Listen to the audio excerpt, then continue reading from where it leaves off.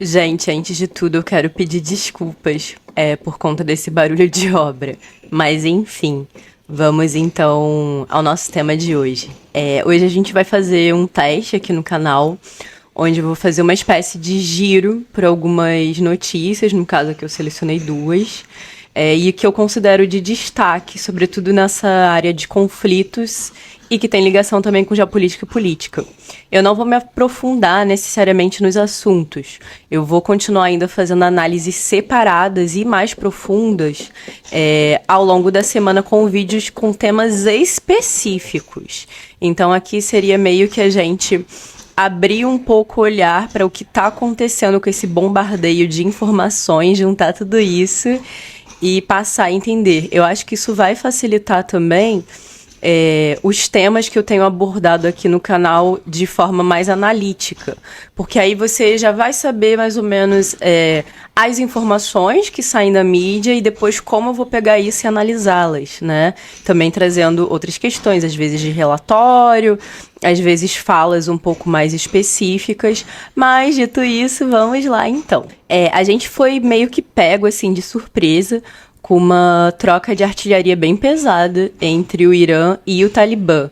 O motivo, aparentemente, seria uma disputa pela água. Será mesmo? Bom, além disso, de sábado para domingo, a Rússia realizou uma série de novos ataques com um grande número de drones na capital da Ucrânia, que é Kiev, né? Uma pessoa, pelo menos, teria sido morta. Se antes a Rússia ela realizava ataques apenas durante a noite, isso parece estar mudando agora. E seus ataques passam a ocorrer durante o dia também. Enquanto os russos eles intensificam os ataques aéreos na capital, a Ucrânia aparentemente decidiu revidar essas agressões que tem sofrido da Rússia e teria atacado a capital dos russos também, que é Moscou. Uma pessoa também teria sido morta e 4 teriam ficado feridas por conta de destroços aéreos. Bom, esses foram os dois assuntos que eu separei para a gente dar uma olhada no vídeo de hoje. Vou colocar as falas assim em xeque para vocês verem a narrativa dos dois lados, mas sem fazer uma análise. No máximo eu vou fazer alguns comentários. Eu vou testar esse formato aqui para ele conversar um pouco com as análises que eu faço durante a semana. Como eu já tenho feito, eu tenho analisado algumas questões da guerra da Ucrânia, então provavelmente ela vai ser uma pauta recorrente nesse giro geopolítico, por assim dizer. Essa questão do Irã e do Talibã, ela deu uma esfriada um pouquinho, mas eu vou deixar ela mapeada e vocês vão entender o porquê quando eu for apresentar para vocês a notícia sobre o que está rolando ali na fronteira do Afeganistão. Eu sei também que tem uma questão bastante polêmica envolvendo o Nicolás Maduro, né, toda a visita dele aqui ao Brasil. E eu não vou trazer isso no vídeo de hoje, mas eu queria deixar uma reflexão para vocês. Eu acho que, assim, uma coisa que a gente pode pensar, e por isso que eu falo, eu acho que a gente pode pensar, é a respeito de como os países eles se relacionam, certo? Existem vários tipos de relacionamento, seja por estratégia, seja por interesses mútuos, seja por questões de união contra um inimigo maior, ou seja por questões ideológicas. Algumas pessoas têm afirmado que essa aproximação com a Venezuela é muito boa num sentido estratégico de fortalecimento aqui da América do Sul. Ok, isso é um bom ponto. A gente poderia ir em cima disso. Só que a grande questão é que não é só um fortalecimento de relações da América do Sul. Toda a questão da fala do atual presidente, que é o Luiz Inácio, ou Lula, né, da Silva, traz algo escondido um pouco desse alinhamento. Cabe lembrar aqui que o Partido dos Trabalhadores tem um forte alinhamento com a Venezuela há muitos anos, no quesito ideológico, sim. Então, essas falas do Lula, elas demonstram que toda Essa aproximação da Venezuela, ela ultrapassa os interesses meramente comerciais ou de fortalecimento da América Latina. Ela passa também numa questão de alinhamento ideológico. E esse seria o grande X da questão. Isso significa que o Brasil estaria se aproximando de certos valores para abraçar novos valores da democracia socialista. A gente vai ter que ver essas cenas desses capítulos, né? Nos próximos dias, nos próximos meses, mas é algo que a gente pode refletir, que pode sim ser um novo direcionamento de como o Brasil vai começar a se portar na arena internacional, onde ele passa a se alinhar com países ideologicamente mais próximos do que o Partido dos Trabalhadores acredita. Será? Vamos ver. As cenas, como eu disse, a gente vai ter que ver nos próximos dias e meses. Mas, enfim, quer então acompanhar o que tá rolando entre a Rússia e a Ucrânia e entre o Irã e o Talibã? Então você já sabe. Aguarda a vinheta, embarca comigo e vamos lá?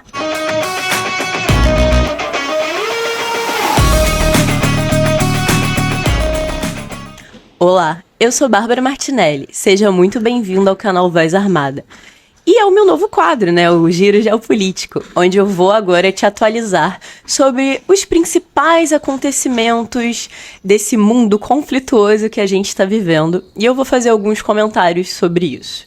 Como a gente viu no início do vídeo, o Irã e o Talibã entraram em um choque, e uma intensa troca de tiros aconteceu nesse final de semana. O motivo, aparentemente, seria toda uma questão sobre o direito da água. A agência de notícias estatal do Irã, que é conhecida como IRNA, relatou que as forças iranianas infligiram pesadas baixas e sérios danos ao longo de toda a fronteira da província de Sistan e também do Baluchistão, no sudoeste, e também na província de Nimroj, no Afeganistão. A IRNA afirma que não conseguiu identificar quem esses guardas de fronteira iranianos atingiram.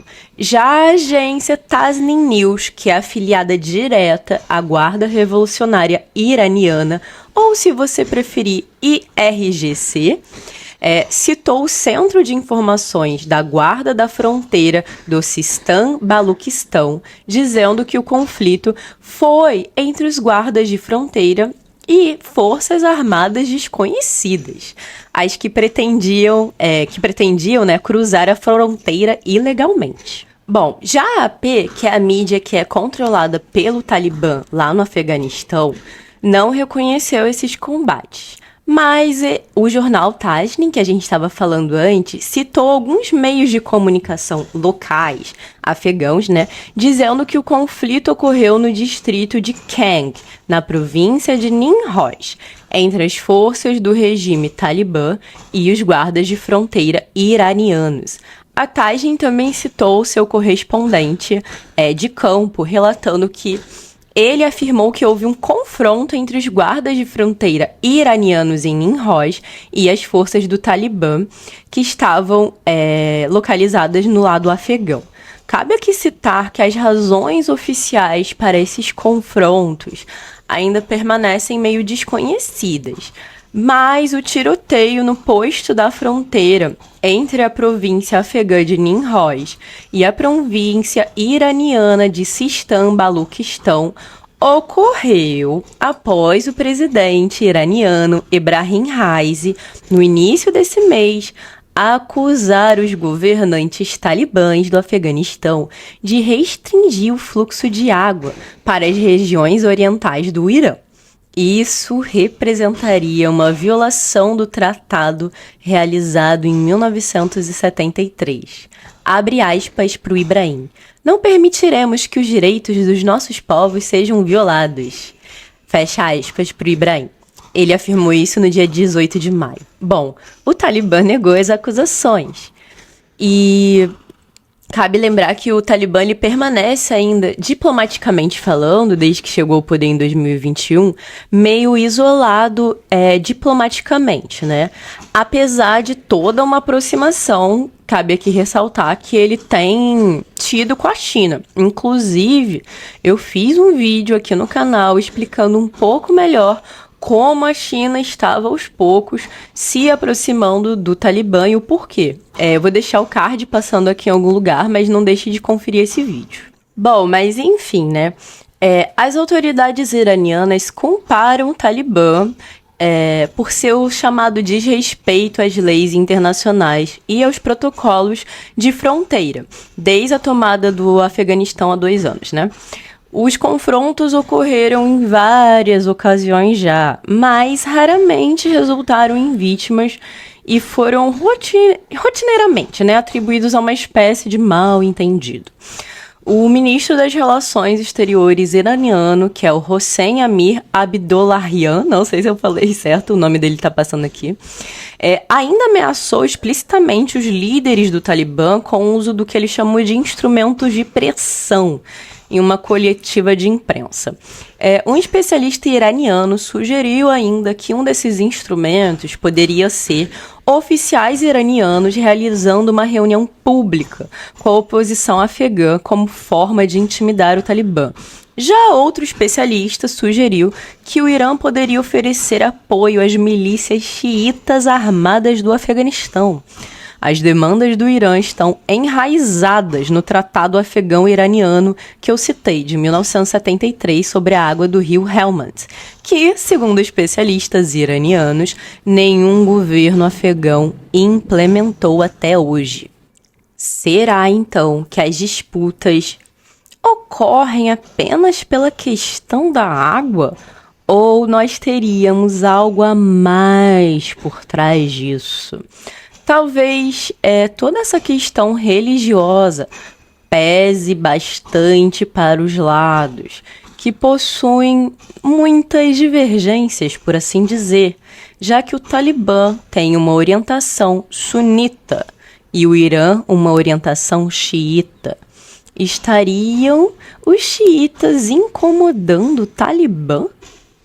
Estaria o Irã tentando conduzir uma narrativa para justificar armar as milícias xiitas? As respostas nós vamos acompanhando por aqui. Mas vamos sair agora desse conflito entre o Irã e o Talibã. Vamos para a guerra da Ucrânia. A Rússia intensificou ainda mais os seus ataques contra a capital ucraniana, mais conhecida como Kiev, realizando novos ataques com uma grande quantidade de drones. O prefeito de Kiev, que eu vou deixar o nome passando aqui, disse que um homem teria morrido quando os destroços de um drone caíram próximo de um posto de gasolina. A morte teria acontecido nesse domingo. A Rússia lançou um recorde de pelo menos 54 drones kamikaze contra alvos ucranianos. 52 teriam sido abatidos, segundo informações passadas pela Força Aérea da Ucrânia. Somente em Kiev, mais de 40 drones teriam sido derrubados. Isso tudo foi, novamente, passado pelas autoridades ucranianas. Nesse domingo, alertas de ataques aéreos foram ativados em pelo menos 12 regiões da Ucrânia, de Volyn, no noroeste, a Dnipro, lá no sudeste. Arranha-céus em diferentes distritos da capital, né, de Kiev, pegaram fogo, depois deles terem sido atingidos por fragmentos de drones. Algumas autoridades acusaram a Rússia de atacar Kiev de forma proposital. O motivo seria que os residentes estavam se preparando para comemorar o aniversário da fundação da cidade, que ocorreu há mais de 1000 anos atrás. Em seus recentes ataques, a Rússia tem usado os chamados drone kamikaze, como eu já havia citado antes, e além desses drones, uma variedade de mísseis de cruzeiro e também balísticos, né? As autoridades da Ucrânia afirmaram que pelo menos 11 mísseis da Rússia foram interceptados na manhã dessa segunda-feira, ou seja, ontem, lá em Kiev. Desde o começo da guerra, lá em fevereiro do ano passado, são muitos raros ataques durante o dia. Entretanto, por volta das 11 horas, que seria o equivalente a 5 horas de Brasília, né, 5 da manhã em Brasília, as sirenes aéreas foram acionadas e logo em seguida cerca de 10 explosões foram ouvidas. Os ataques provocaram pânico na população, que saiu completamente desesperada em busca de abrigos contra essas bombas, né? E muitos foram também, além de irem para os abrigos, foram para as estações de metrô, já que é sabido que as estações de metrô são bastante profundas.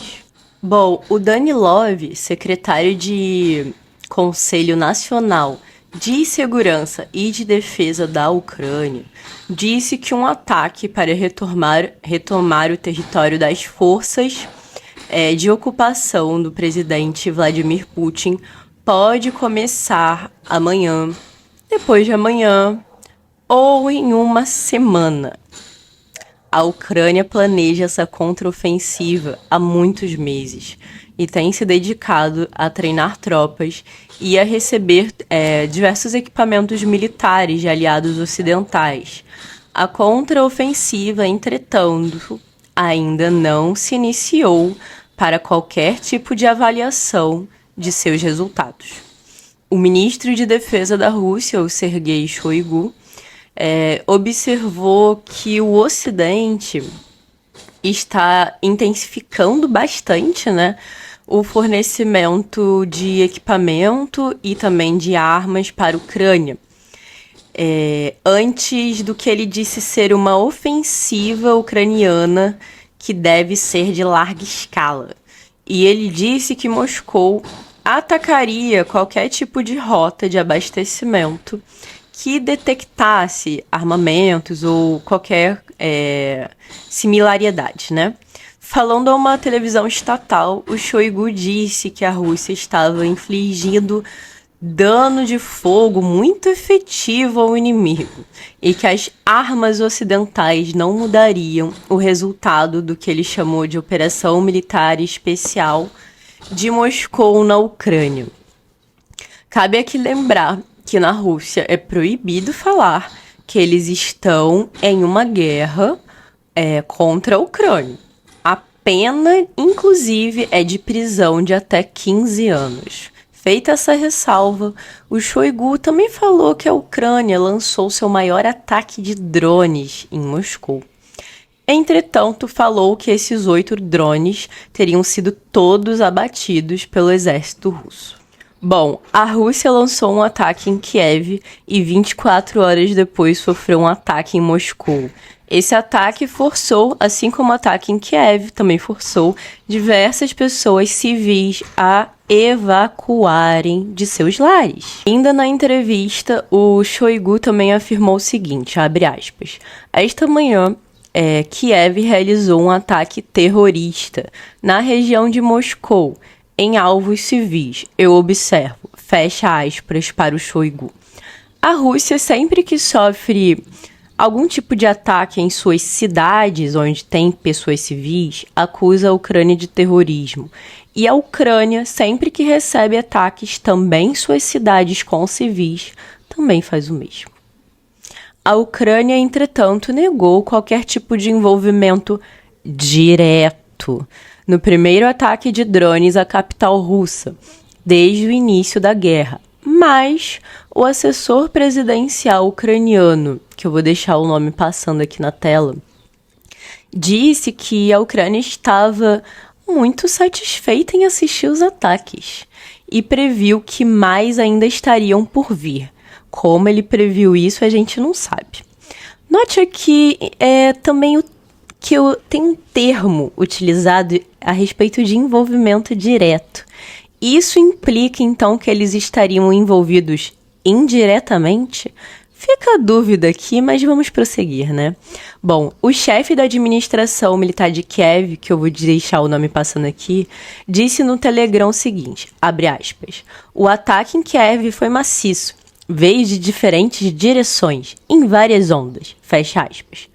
Bom, foi a primeira vez que Moscou foi alvo de vários ataques de drones, desde que o presidente russo, que é o Vladimir Putin, ordenou a sua invasão à Ucrânia no dia 24 de fevereiro, lá no ano passado, como a gente já tinha citado aqui anteriormente. Bom, todo esse ataque em Moscou ocorre após 3 dias de ataques pesados de drones e foguetes russos contra a Ucrânia, conforme fala que a gente também acabou de trazer nas aspas, né? Mas, enfim, caso a Ucrânia esteja envolvida, ela estaria retaliando, por assim dizer, esses ataques que ela sofreu. Cabe lembrar que no início desse mês, Moscou afirmou que a Ucrânia estava por trás de uma tentativa de assassinar o presidente russo Vladimir Putin em um ataque de drones que causou danos menores ao Kremlin. O presidente, na época, o Zelensky, negou todas essas acusações feitas, dizendo apenas que, abre aspas para ele, não atacamos Putin e nem atacamos Moscou. Lutamos em nosso território.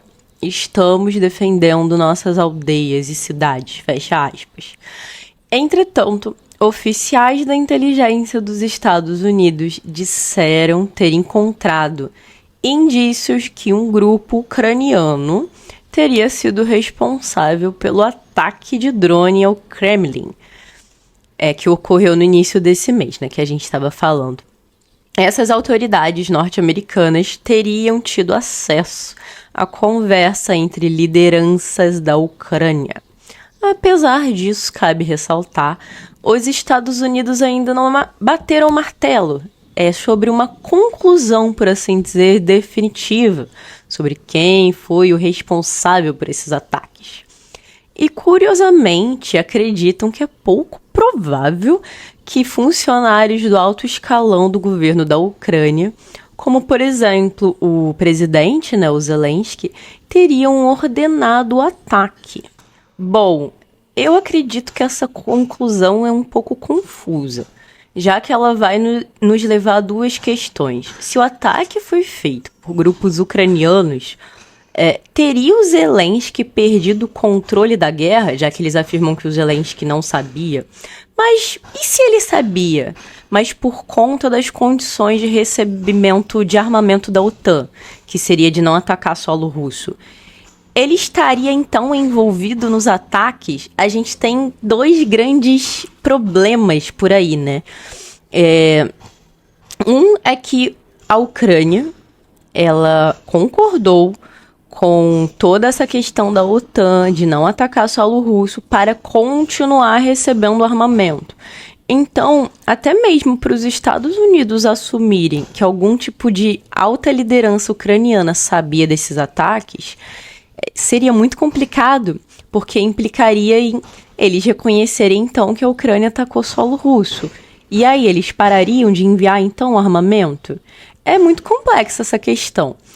E a outra questão que eu levantei é que, se o Zelensky não sabia, mas grupos ucranianos que podem estar ligados à inteligência ucraniana, ou exército, ou outras entidades, ucranianas realizaram esse ataque e o Zelensky não sabia, a gente pode assumir também que ele está, de certa forma, perdendo um pouco o controle da guerra, o que seria muito perigoso, porque até onde esses grupos ucranianos iriam para atingir e atacar solo russo?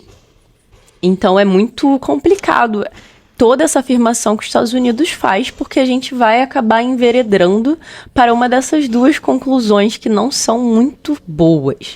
Mas, enfim, será que nós estamos falando de uma escalada ainda mais grave, então, na guerra? teríamos agora 2 territórios sendo bombardeados em locais civis.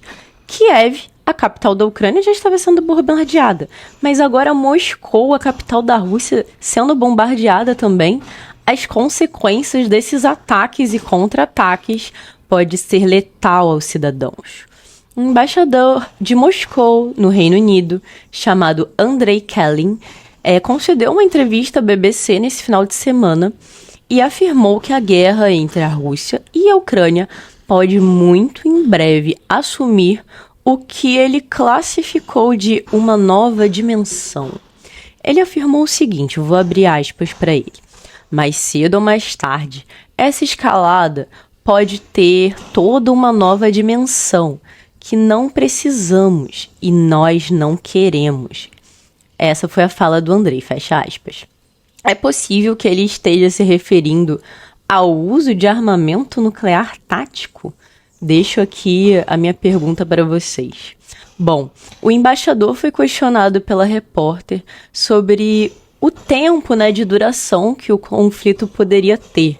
Ele disse então, abre aspas, depende da escalada da guerra que vai acontecer, fecha aspas.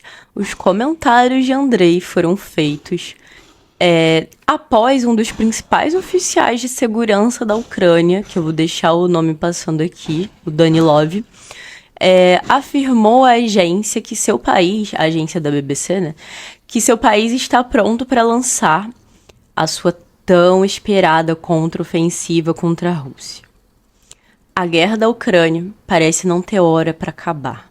E o que vemos no último mês de maio foi uma nova escalada, meio que sutil do conflito, mas que poucos parecem estar atentos ao que está acontecendo. Seja no flanco oriental, onde 2 países parecem estar sendo arrastados para um potencial conflito, seja para ampliação da guerra para agora solo russo, degrau por degrau. Nós parecemos ser tragados para uma guerra ainda incerta, sem rosto, mas que dá as suas caras a cada dia que passa. Como tambores que ficam anunciando que algo maior parece vir lá do horizonte. E aí, você gostou do conteúdo? Bom, esse foi o novo quadro chamado Giro Geopolítico, aqui do canal Voz Armada. Hoje eu separei 2 importantes acontecimentos e eu atualizei vocês sobre o que está rolando. Vocês gostaram desse formato, dessa nova abordagem? Acham que eu falo talvez de mais questões políticas e talvez eu diminua um pouco todas as informações que eu passei aqui, deixando mais enxuto, mais direto? Eu tô aberta às sugestões e as análises elas vão continuar ao longo da semana, tá? Mas enfim, eu sou Bárbara Martinelli e se você gostou, você já sabe, curte, compartilha e se inscreve no meu canal. Eu acabo finalmente de bater a marca dos 1000 inscritos e eu vou, enfim, fornecer uma aula totalmente gratuita de propaganda de guerra ainda essa semana. Muito em breve, eu vou ter uma nova meta e mais uma recompensa para vocês. Muito obrigada, então, por assistir o vídeo. E você já sabe. Tchau!